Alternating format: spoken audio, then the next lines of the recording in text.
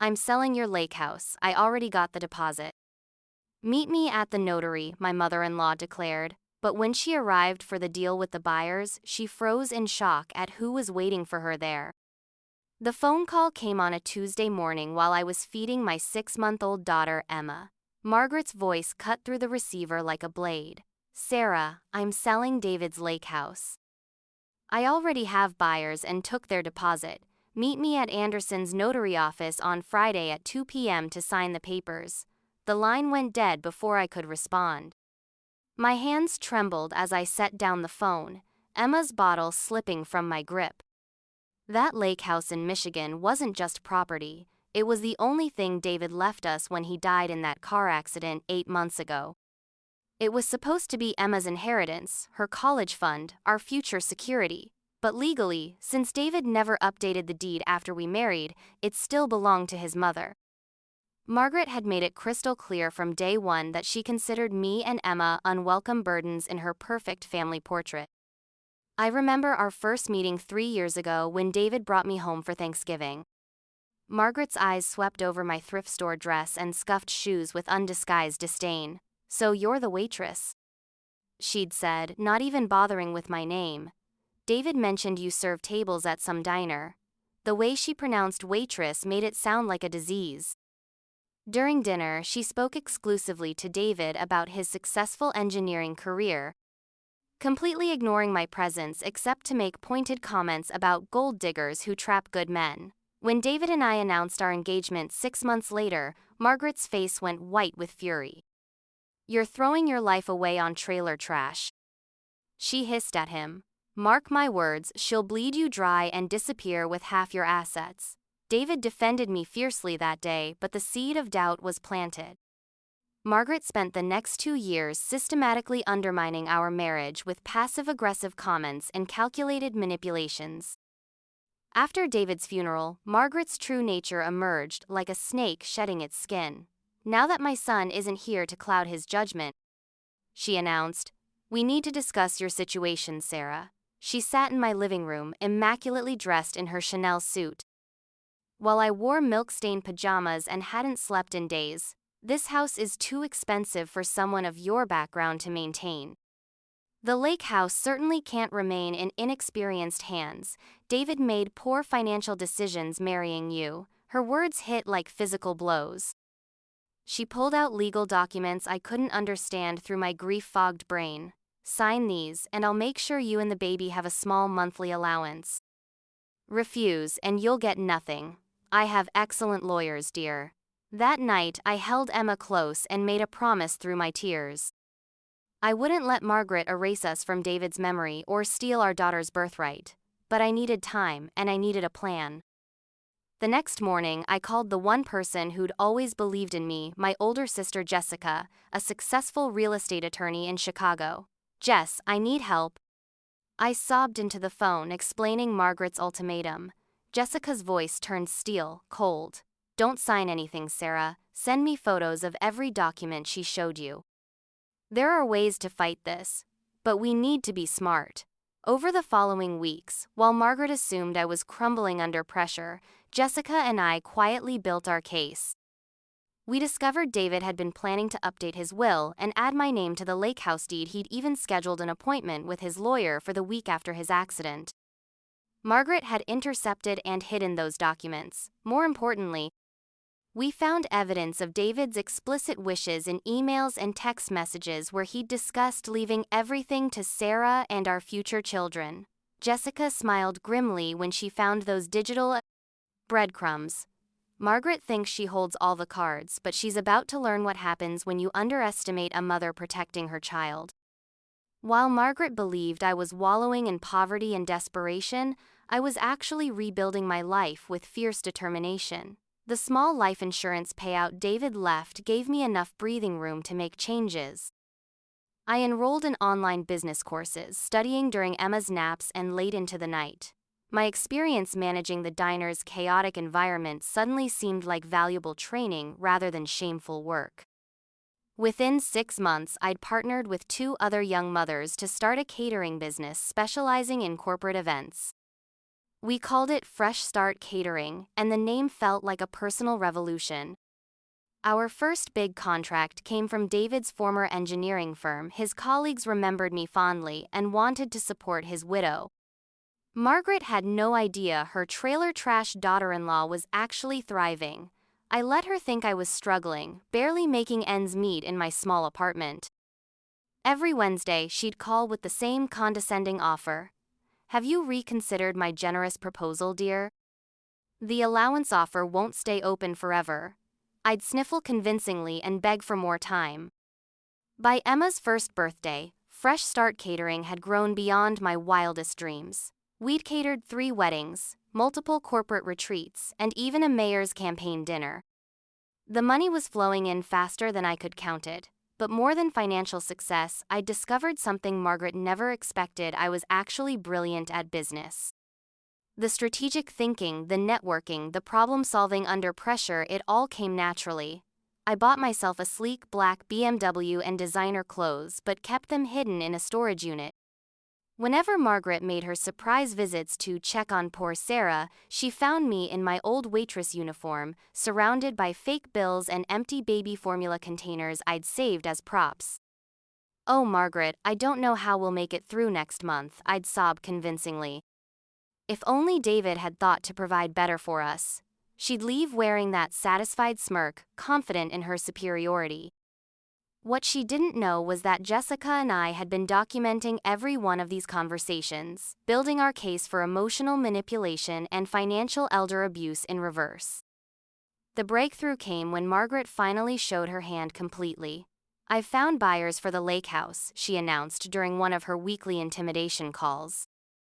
A lovely retired couple from Grand Rapids offered $400 cash. "They're putting down a $50 deposit tomorrow." My heart raced, but I kept my voice weak and defeated. "Margaret, please. That house is all Emma has left of her father. Can't we work something out?" Her laugh was cruel and triumphant. David should have thought of that before marrying beneath his station. "The closing is Friday at 2 p.m. with Mr. Anderson. Be there to witness the transfer, and maybe I'll consider giving you $50 from the proceeds out of the goodness of my heart." After she hung up, I called Jessica immediately. "It's time," I said simply. "She just made the mistake we've been waiting for." Jessica's voice crackled with excitement. "Perfect. I've been in contact with Mr. Anderson for months. He's been very cooperative once I explained the situation. Margaret is about to walk into the surprise of her life." Friday arrived gray and drizzly, matching Margaret's usual temperament but contrasting sharply with my inner excitement. I spent the morning getting ready, not in my usual dowdy disguise but in the elegant navy business suit I'd bought with catering profits. My hair was professionally styled, my makeup flawless, my jewelry understated but expensive. Emma wore a beautiful white dress that cost more than Margaret's monthly allowance offer. I looked like the successful businesswoman I'd become, not the broken widow Margaret expected to browbeat. At 1:45 p.m., I parked my BMW outside Anderson's office and checked my reflection one final time. My phone buzzed with a text from Jessica. "Everything's in place. Margaret's about to learn that underestimating you was the biggest mistake of her life. Go show her what David's wife is really made of." I took a deep breath, lifted Emma from her car seat and walked toward the building where Margaret Thompson would finally face the consequences of her cruelty. Margaret arrived precisely at 2 p.m. in her pristine white Cadillac, probably rehearsing her victory speech. I watched from the office window as she checked her reflection, smoothing her silver hair and adjusting her pearl necklace, the same pearls she'd once told David were too good for people like Sarah.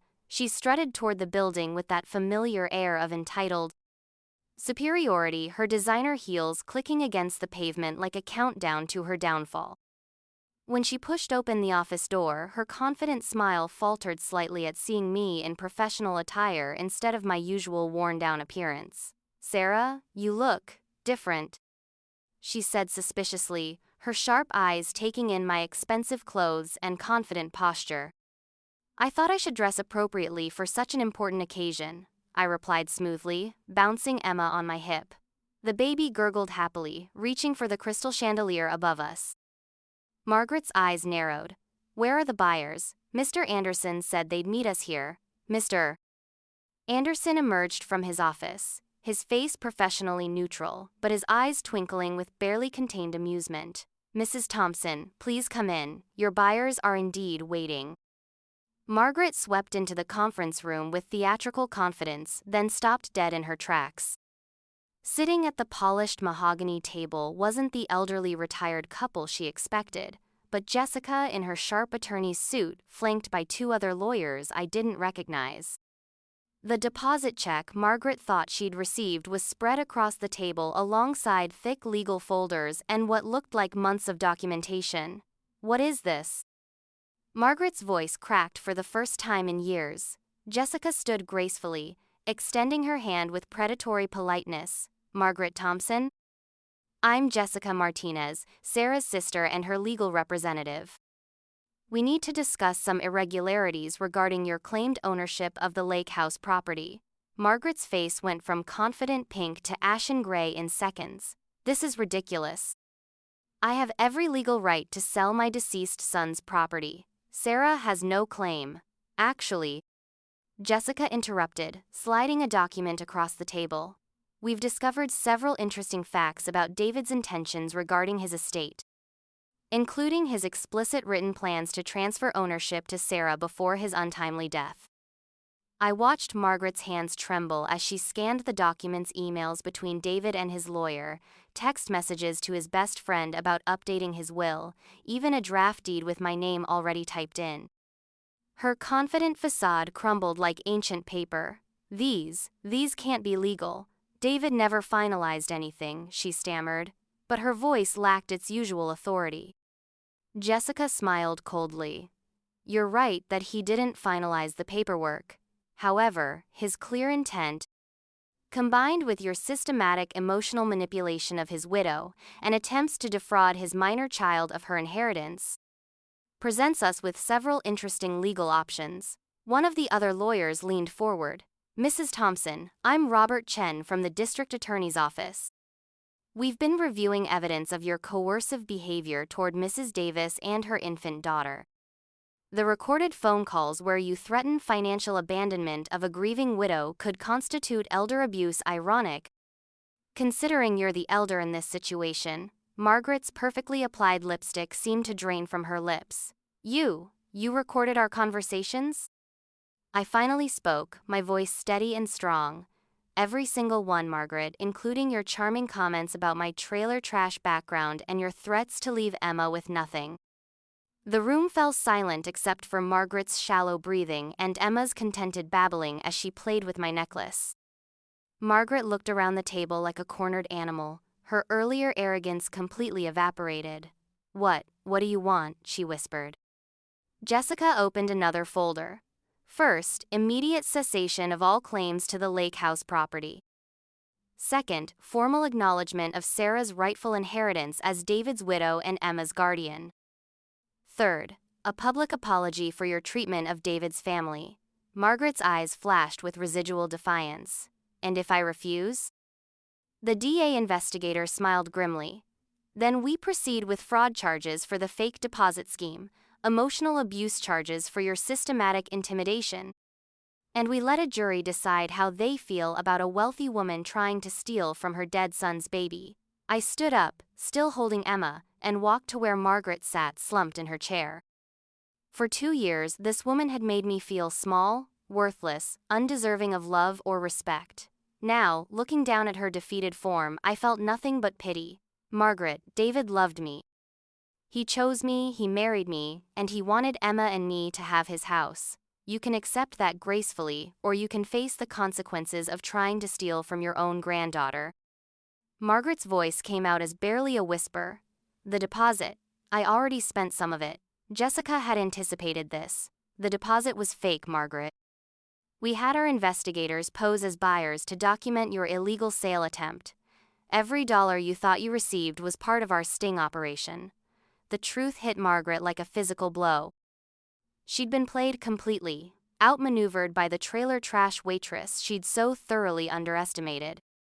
Her hands shook as she signed document after document, transferring all claims to the lake house, acknowledging my rights as David's heir, and agreeing to cease all harassment. With each signature, years of her cruelty and manipulation were officially erased.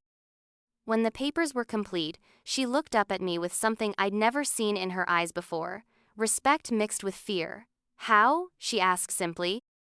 I adjusted Emma on my hip and smiled. "You taught me something valuable, Margaret. You showed me that I was stronger than I ever imagined. While you were busy trying to crush my spirit, I was busy building an empire. Fresh Start Catering is worth more than that lake house now." Margaret's jaw dropped. You have a business?" I laughed, and for the first time in years it was genuine and joyful. 3 locations now, actually. We're catering the governor's inauguration next month. Turns out that Trailer Trash Waitress had a natural talent for high-end event management. Who would have thought? I pulled out my phone and showed her our company website, featuring photos of elegant corporate events and society weddings. David would have been proud. I continued, my voice softening slightly. "He always believed I could do anything. You tried to make me forget that. But you only made me more determined to prove him right." Margaret stared at the images on my phone, beautiful food displays, satisfied clients, testimonials praising our professionalism. Everything she'd claimed I could never achieve. "The monthly allowance you offered me?" I continued conversationally. "That's what I spend on Emma's organic baby food now. The house you said I couldn't afford to maintain? I bought a bigger one last month. Cash." Jessica gathered the signed documents with satisfaction. "I think we're finished here, Margaret. The lake house will be transferred to Sarah by end of business today." As we prepared to leave, Margaret called out desperately, "Sarah, wait. I made mistakes. Maybe we could." I turned back, Emma reaching out her tiny hands toward her grandmother for the first time. Margaret's eyes filled with tears as she looked at the baby David's eyes, David's smile. "You want a relationship with Emma?" I asked quietly. Margaret nodded, her proud facade finally cracking completely. "She's all I have left of my son." The room held its breath. This was the moment I'd dreamed of: complete victory, total vindication. But looking at Margaret's broken form, I realized something had changed inside me. The angry, hurt woman who'd been crushed under Margaret's cruelty was gone. In her place stood someone stronger, more confident, more generous than I'd ever imagined I could be. "Emma should know her grandmother," I said finally, "but things will be different now. You'll treat me with respect, acknowledge my successes, and never again suggest that David made a mistake marrying me. You'll be a loving grandmother, not a manipulative controller. Can you do that?" Margaret nodded eagerly, hope flickering in her eyes for the first time. 6 months later, I was standing on the deck of our lake house, mine and Emma's lake house, watching Margaret push her granddaughter on the new swing set I'd installed. The bitter, cruel woman who'd once tried to destroy us had been replaced by someone softer, more humble. She still wore her designer clothes and drove her Cadillac, but now she also changed diapers and read bedtime stories. The transformation wasn't complete overnight, but seeing Emma's joy whenever Grandma Maggie visited made the effort worthwhile. My catering business continued to flourish. We'd expanded to 5 locations across Michigan, and I'd been featured on the cover of Midwest Businesswoman magazine. The article called me "the widow who turned tragedy into triumph," but I knew the real story was simpler. I'd learned to believe in myself the way David always had. As I watched Margaret teaching Emma to pick wildflowers by the lakeshore, my phone buzzed with another catering contract, a $10,000 anniversary party for a tech executive. I smiled, thinking about how far we'd all come. Margaret had learned humility. Emma was growing up surrounded by love and security, and I discovered strengths I never knew I possessed.